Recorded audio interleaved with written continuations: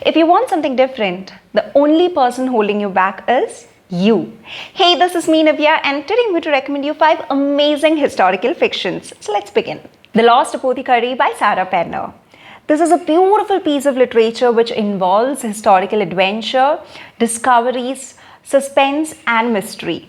There are actually 2 stories in this book, one which is happening in the 18th century and another one in the modern times. And the author seamlessly toggles between these 2 stories. Now, how are they connected? In the 18th century story, we have Nella, who has a secret apothecary shop where she has been venting poison to help women from the men who have wronged them, as in whoever have cheated them or abused them.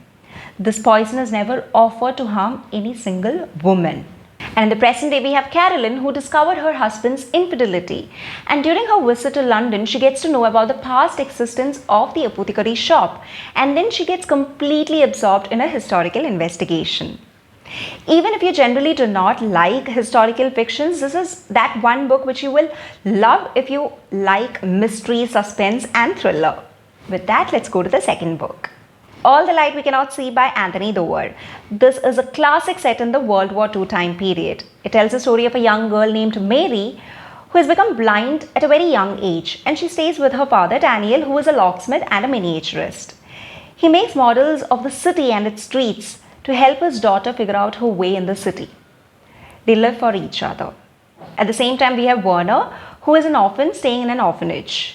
He's very much skilled in electrical items, and their paths cross in a very unpredictable manner.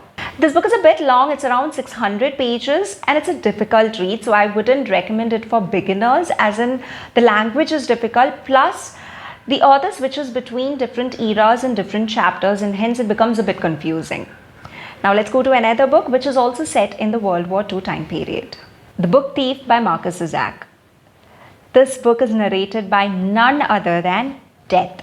And as the book states, Death has never been busier than the World War II time period until then. It's a story of a young girl named Liesel. Her mother is forced to send her to a foster home to avoid Nazi persecution.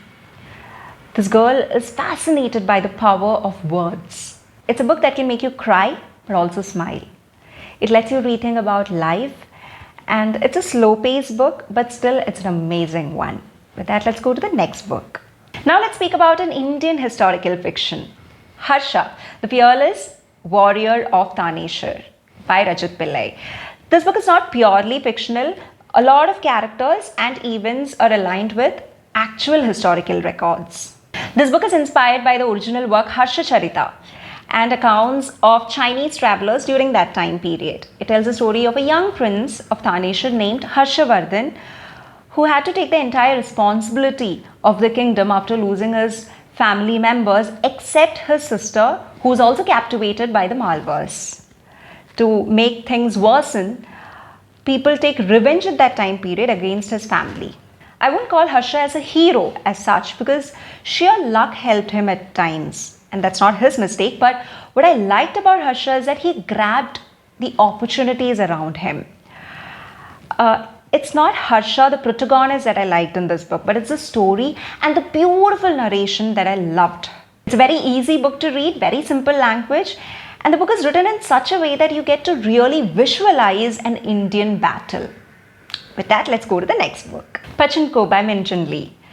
This book is a multi-generational story that explores a relationship between native Koreans and native-born Japanese. It's a book about a family who moves to Japan during Japan colonization and political warfare. It's a very simple and lovely book. A series is made based upon this book, and you can watch it on Apple TV. I've not watched it yet though, I've just read this book. So those are the 5 books that I would recommend you to pick up if you want to read some amazing historical fictions. With that, this is me, Nivya, signing off. Keep reading a lot of books. Bye, take care, happy reading.